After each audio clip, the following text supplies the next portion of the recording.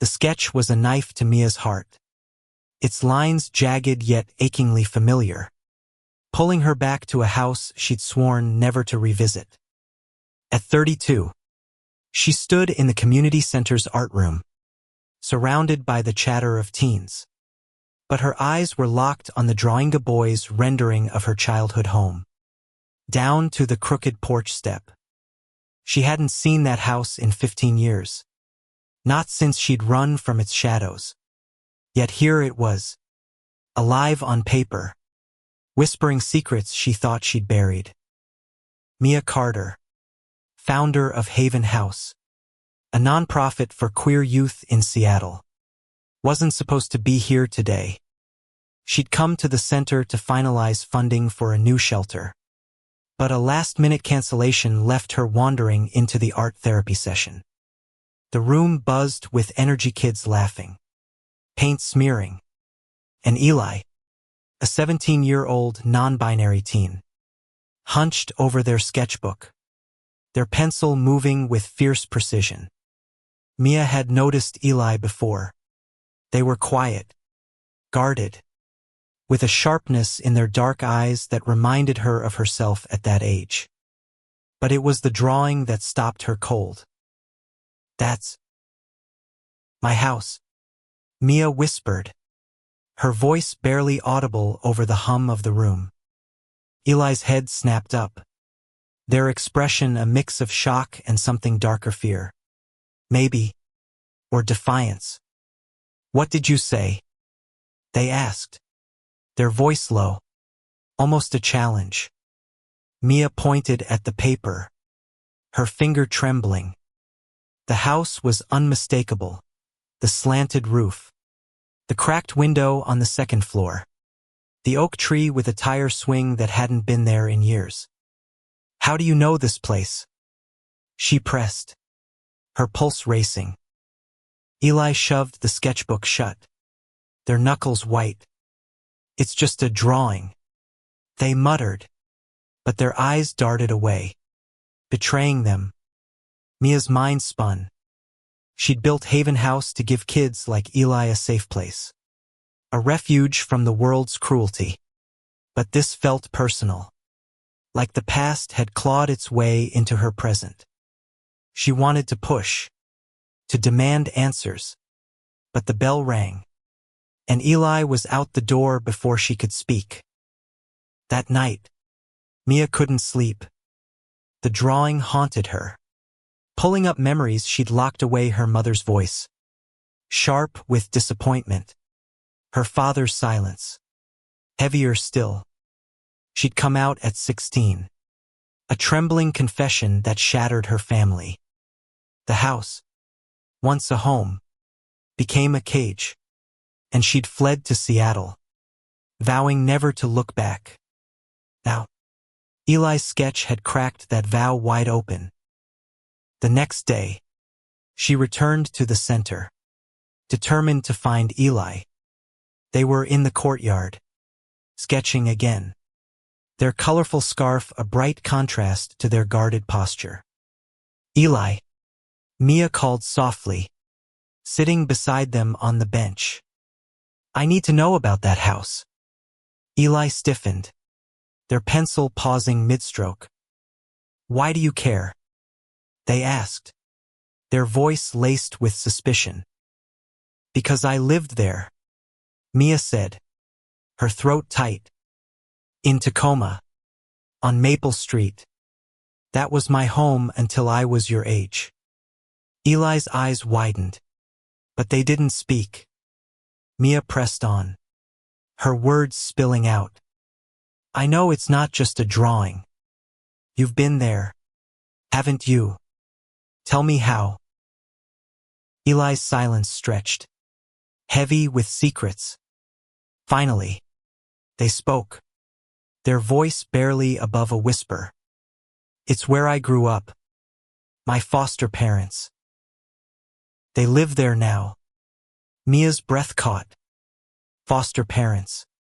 The house had changed hands, but the coincidence was too sharp, too impossible. "Who are they?" she asked, her heart pounding. Eli hesitated, then named them Karen and Tom Ellis. Mia's world tilted. Those were her parents' names. Her parents, who'd rejected her, who'd let her walk away without a fight. How could Eli, kid she'd just met, be tied to the home she'd fled? And why did their drawing feel like a warning? Mia's mind raced as she drove home that evening, the Seattle skyline blurring past. She hadn't spoken to her parents in years, hadn't wanted to, but Eli's connection to them was undeniable, and it stirred something in her, a mix of dread and determination. Haven House was her life's work, built to protect kids from the pain she'd endured. But this was different.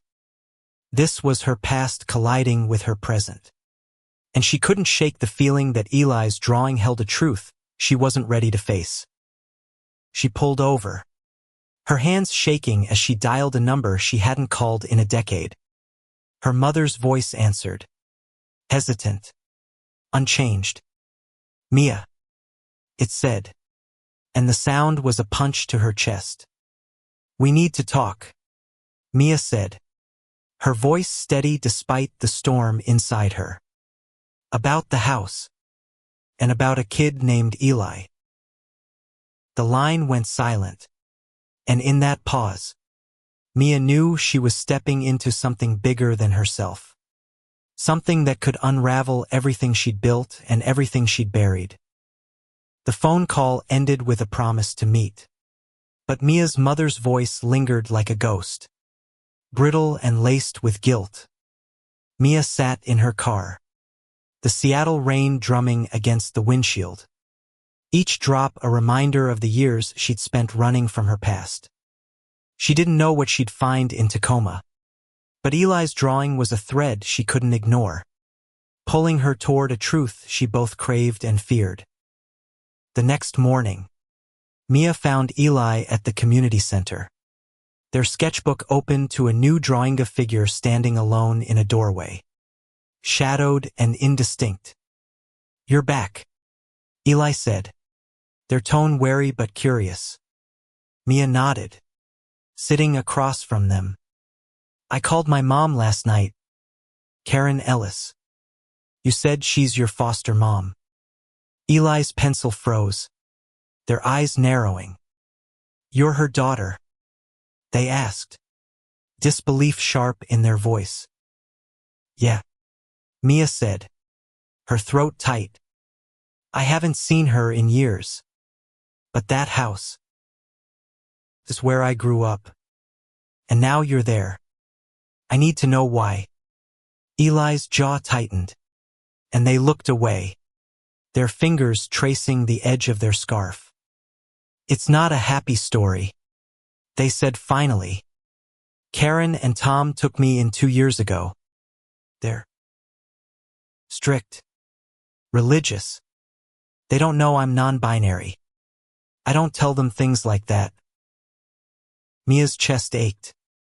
She knew that strictness, that suffocating weight of her parents' beliefs. "Did they ever mention me?" she asked, her voice barely steady. Eli shook their head. "No, they don't talk about family. Just rules. And God." The words hit Mia like a slap, confirming what she'd feared. Her parents hadn't changed. But why had they taken in Eli? And why did their drawing feel so personal? "I'm going to Tacoma tomorrow," Mia said. "To see them. Will you come with me?" Eli's eyes widened, a flicker of panic crossing their face. "No way," they said quickly. "I can't. They'll know I told you something." Mia leaned closer, her voice gentle but firm. "Eli, I'm not asking you to confront them. I just need to understand. For both of us."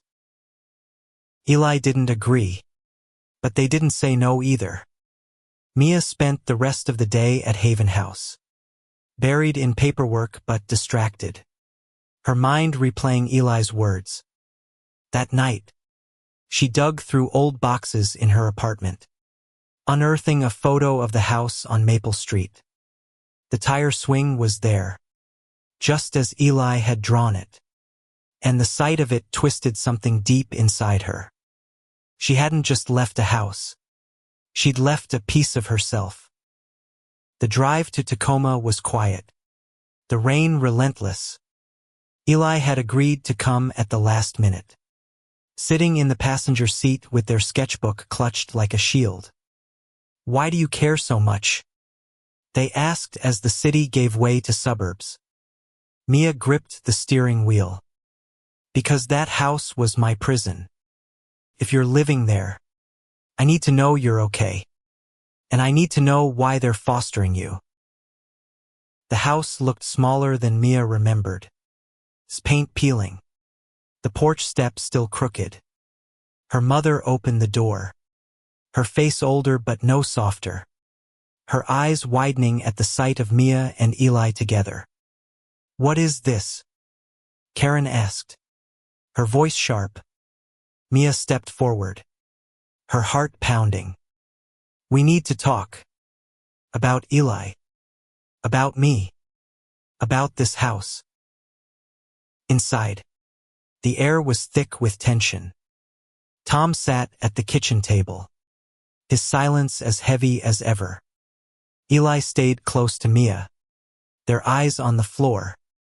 "Why did you take Eli in?" Mia asked, her voice steady despite the storm inside her. Karen's lips thinned. "We wanted to help a child in need. After you left, we had to do something good."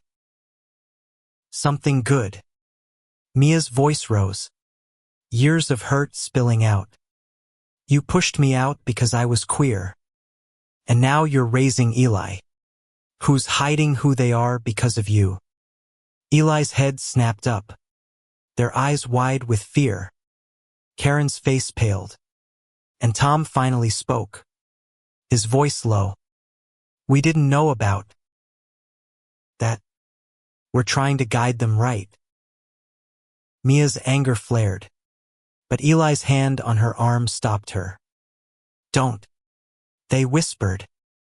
"They'll kick me out." The words broke Mia's heart.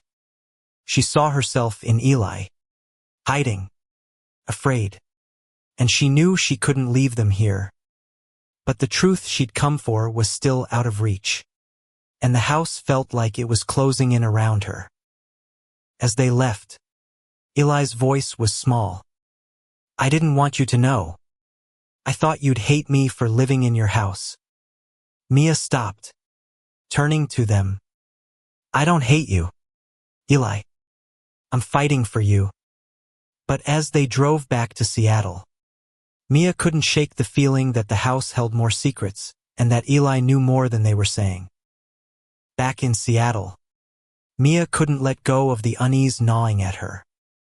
The visit to Tacoma had answered nothing, only deepening the mystery of Eli's connection to her past. She watched Eli at the community center the next day, their head bent over a new sketch, their hands moving with a quiet intensity. The drawing was of a locked door, the lines heavy, almost angry. Mia knew she had to tread carefully, but the need for answers burned too brightly to ignore. "Eli," she said, sitting beside them, "I know you're scared, but I can't help you if you don't tell me everything." Eli's pencil stopped, their shoulders tensing. "You don't get it," they said, their voice sharp. "If I talk, I lose everything. My home, my school, everything." Mia's heart twisted. She remembered that fear, the weight of losing the only world she'd known. But she also knew silence was a cage. "Then let me help you keep it," Mia said softly. "Haven House exists for kids like you. Like me. I won't let you lose anything." Eli's eyes met hers, searching, and for a moment, Mia thought they'd open up.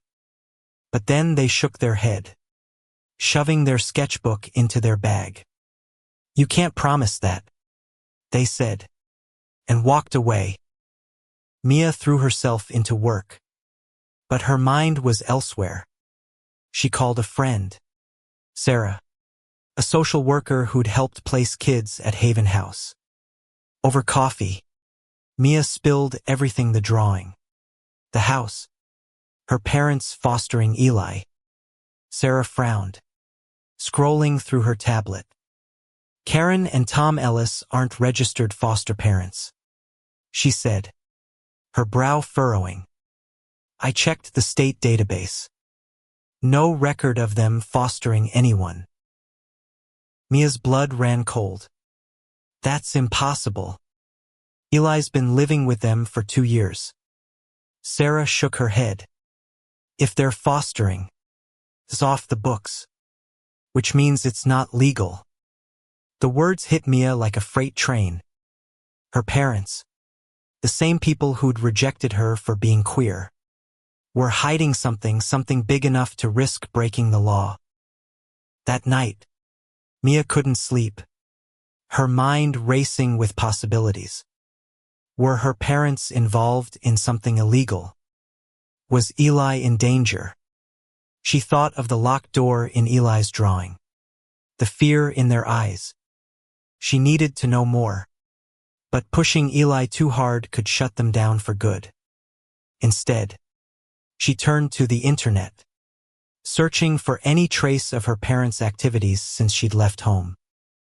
What she found was sparse but unsettling: a local news article from 3 years ago about a Tacoma church group running an outreach program for at-risk youth. Her parents' names were listed as volunteers. The article was vague, but the comments section was a minefield: accusations of coercion, of kids being fixed through conversion therapy. Mia's stomach churned. She'd heard rumors of her parents' church dabbling in such programs, but she'd never imagined they'd go this far. The next day, she confronted Eli again, this time in the center's quiet library. "I know my parents aren't registered foster parents," she said, keeping her voice low. Eli's face went pale, their hands gripping their scarf.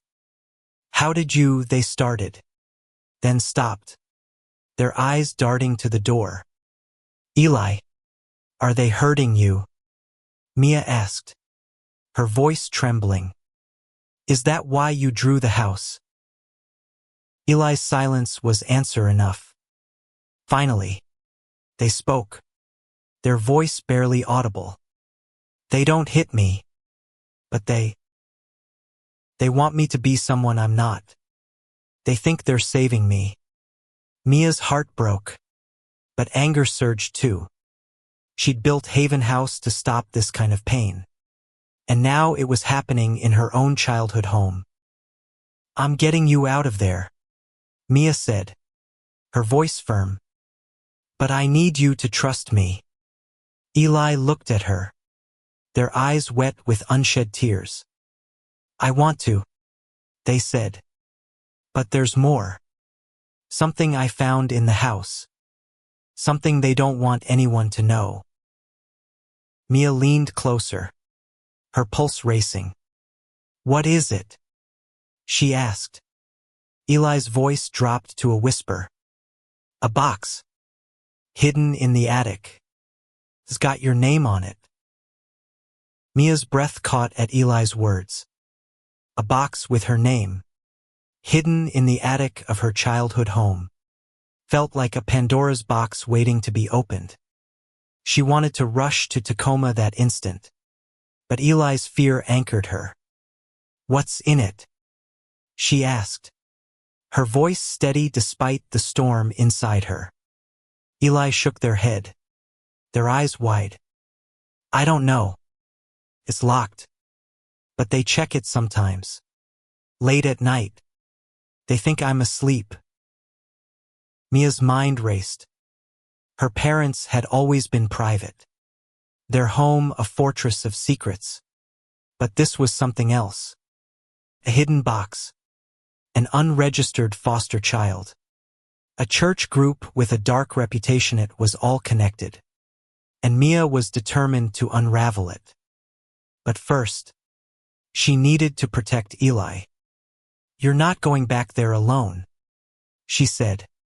"Stay at Haven House tonight. We'll figure this out together." Eli hesitated, then nodded, their shoulders sagging with relief. Mia arranged a room at the shelter, her heart heavy with the weight of their trust. That night, she sat in her office, staring at the photo of the house she'd found in her apartment. The tire swing, the cracked window, it was all there. But now it felt like a map to something sinister. She called Sarah again, asking her to dig deeper into her parents' church and its outreach program. The next morning, Sarah called back, her voice grim. "I found something. The church's program isn't just outreach. It's a front for an off-the-books foster network. Kids like Eli queer, troubled, or just unwanted are taken in. But it's not about care. It's about control. Conversion therapy. Strict discipline. No oversight." Mia's blood ran cold. "And my parents?" she asked. Sarah hesitated. "They're listed as key volunteers." "Mia, they're in deep." Mia's world tilted. Her parents hadn't just rejected her. They were actively harming kids like her. Kids like Eli. She thought of the box in the attic. Her name scrawled across it. What could they be hiding? Letters. Documents. Something worse.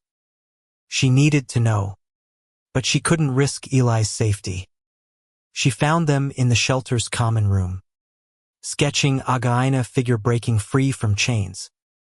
"Eli," she said, sitting beside them, "I'm going to the house. Tonight. Will you help me get in?" Eli's eyes widened, but they nodded.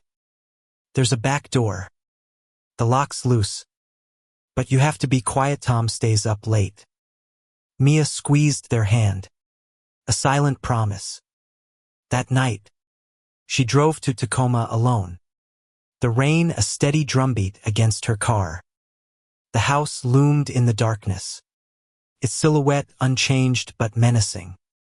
She slipped through the back door, her heart pounding, every creak of the floorboards a betrayal. The attic stairs were narrow, the air thick with dust. Mia's flashlight swept across cobwebs and old furniture until it landed on a small metal box. Her name written in her mother's sharp handwriting. Her hands trembled as she picked it up, the lock cold against her fingers. She didn't have the key, but she didn't need it, not yet. She tucked the box under her jacket and crept back downstairs, her pulse racing. As she reached the back door, a light flicked on. "Mia." Her father's voice was a low growl, his figure blocking the doorway. "What are you doing here?" Mia froze, the box heavy against her chest. "I could ask you the same thing," she said, her voice steady despite her fear. "What's in this box, Dad? And why are you hiding Eli?" Tom's face hardened. But before he could answer, a car pulled into the driveway.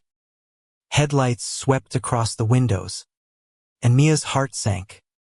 Karen was home. Mia bolted for the door, slipping past her father and into the rain. The box clutched tightly.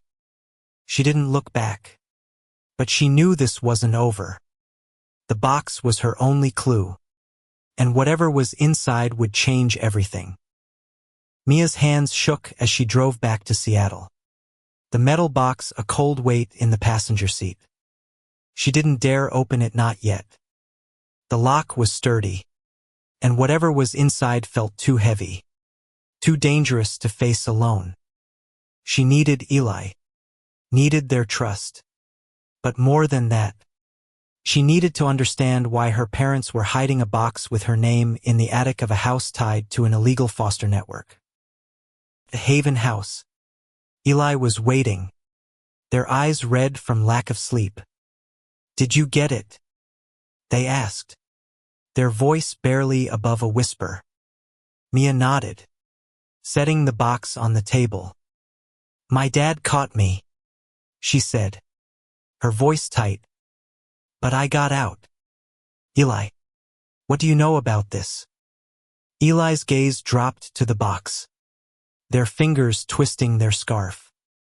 "I saw them with it once," they said. Karen was crying, said it was about fixing mistakes. "I thought it was about me." Mia's heart ached, but her resolve hardened. She called Sarah, who arrived with a lock-picking kit and a grim expression. "This better be worth it," Sarah said, working the lock. The click echoed in the quiet room, and Mia lifted the lid, her breath catching.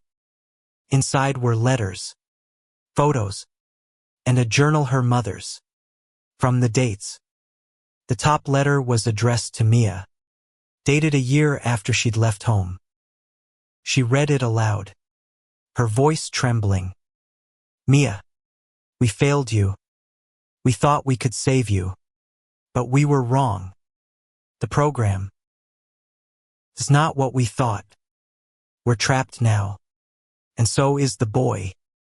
Mia's eyes snapped to Eli, who looked as shocked as she felt. "The boy," Eli whispered. "That's me." The journal was worse. Page after page detailed her parents' involvement in the church's program, their growing doubts, their fear of exposure. They'd taken in Eli not out of kindness but as part of a deal to keep their secrets safe. The photos showed other kids, their faces haunted, some with names Mia recognized from missing persons reports. Her parents weren't just volunteers, they were complicit in something far darker. "We have to go to the police," Sarah said, her voice firm. But Eli shook their head, panic in their eyes. "They'll send me back to the system. I won't survive it." Mia took their hand, her own fear mirrored in their eyes. "I won't let that happen," she said. "But we need to stop this. For you. For me. For all those kids." The next day, Mia and Sarah met with a detective, laying out everything: the box, the journal, the church's program. The detective's face was grim as he took the evidence. "This is big," he said. "We'll need to move fast. But we'll need Eli's testimony too." Mia's heart sank. Eli was fragile, their trust hard-won. Asking them to face this could break them. Back at Haven House, Mia found Eli in the art room, their sketchbook open to a new drawing: a house burning, figures running from the flames. "Eli," she said softly, "the police need your help. I know it's scary, but you're not alone." Eli's eyes met hers, filled with a mix of fear and resolve. "I'll do it," they said. "But only if you're there." Mia nodded, her heart swelling with pride and pain. She'd built Haven House to be a refuge, but now it was a battleground. As she and Eli prepared to meet the detective, the weight of the box's secrets pressed against her. She didn't know what the police would uncover, but she knew one thing: she and Eli were in this together, and they wouldn't stop until the truth was out. The police station was cold, its fluorescent lights harsh against Eli's pale face. Mia sat beside them, her hand resting lightly on their shoulder, a silent anchor as they recounted their life with Karen and Tom. Eli's voice was steady but soft. Each word a step into a past they tried to bury. They never hit me, they said, their eyes fixed on the table. But they'd pray over me, tell me I was broken. They'd lock me in my room if I didn't follow their rules. Mia's chest tightened. Her own memories of those rules flooding back curfews. Sermons. The suffocating weight of her parents' disapproval. The detective, a kind-eyed man named Torres, listened intently, jotting notes. And the box? He asked. Eli glanced at Mia, then spoke. I saw them hide it. They said it was private, that it was about their daughter. I didn't know it was you. Torres nodded, his gaze shifting to Mia. We're raiding the house tomorrow. The evidence you brought is enough for a warrant. But Eli's testimony seals it. We're looking at charges unlawful fostering, possible trafficking, maybe more. Mia's stomach churned. Her parents, the people who'd raised her, were part of something monstrous. She wanted to feel shock. But deep down, she'd always known their faith could twist into something cruel. Back at Haven House, Eli was quiet, their sketchbook untouched. Mia sat with them in the common room, the silence heavy. I'm sorry, Eli said finally, their voice breaking. I didn't mean to drag you into this. Mia shook her head, her eyes stinging. You didn't drag me anywhere. That drawing you gave me a chance to face my past. And to help you. Eli's lips twitched, a faint smile breaking through. You're not like them, they said. You're real. The words hit Mia harder than she expected. She'd spent years building Haven House to prove she was more than her parents' rejection. But hearing it from Eli made it real. The next morning, Mia watched from a distance as police cars surrounded the house on Maple Street. She'd wanted to be there, to see her parents' faces. But Torres had insisted she stay back. Eli was with her, their hand gripping hers as they waited in a nearby diner. The hours dragged, each minute heavy with anticipation. When Torres finally called, his voice was grim. We've got them, he said. And we found more documents. Photos. A whole network. This goes deeper than we thought. Mia's heart sank. What about the kids? She asked. Torres hesitated. Some are accounted for. Others. We're still looking. But your parents are talking. They're scared. Mia ended the call, her mind reeling. She looked at Eli, who was staring out the diner window, their expression unreadable. It's over, isn't it? They asked. Mia shook her head. Not yet. But we're getting there. That night, Mia and Eli went through the box again, piecing together the fragments of truth. The journal mentioned a network of churches, a pipeline for troubled queer kids, mostly funneled into homes like Mia's parents. The letters were apologies, half-written and never sent, as if her parents had wrestled with their guilt but couldn't face it. One photo stood out, a younger Mia, smiling, unaware of the pain to come. Eli pointed to it, their voice soft. You look happy there. Mia swallowed hard. I was. For a while. Before I knew who I was. Eli nodded, their eyes distant. I thought I could hide who I am forever. But you make me think I don't have to. Mia's heart swelled. And for the first time, she felt something like hope. As they packed up the box, Mia knew the fight wasn't over. The network was bigger than her parents. And there were more kids out there, lost in its shadows. But she had Eli, and she had Haven House. Together, they'd keep fighting for truth, for freedom, for a world where no one had to hide. The weeks that followed were a blur of police interviews, news reports, and sleepless nights. Mia and Eli became a team, their bond forged in shared pain and purpose. Haven House became a hub for the investigation. Its doors opened to kids rescued from the church's network. Mia worked tirelessly, coordinating with social workers and lawyers. But her heart was with Eli, who was navigating their own storm. Eli's testimony had been pivotal, but it came at a cost. They'd moved into Haven House permanently, their belongings a single duffel bag and their ever-present sketchbook.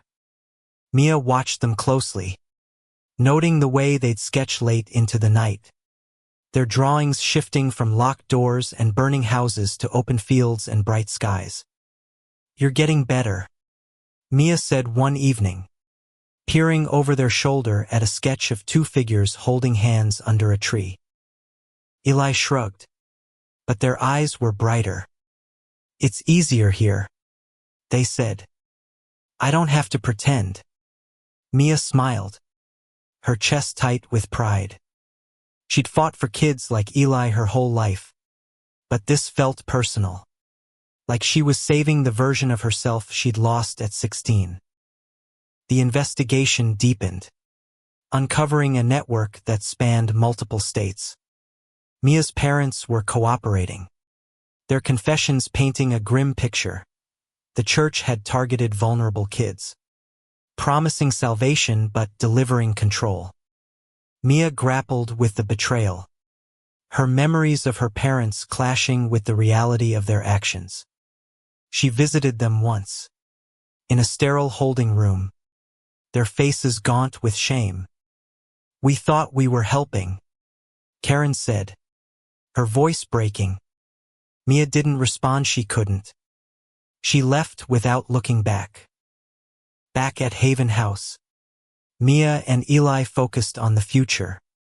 They organized an art showcase for the shelter's kids, a chance to share their stories through paint and pencil.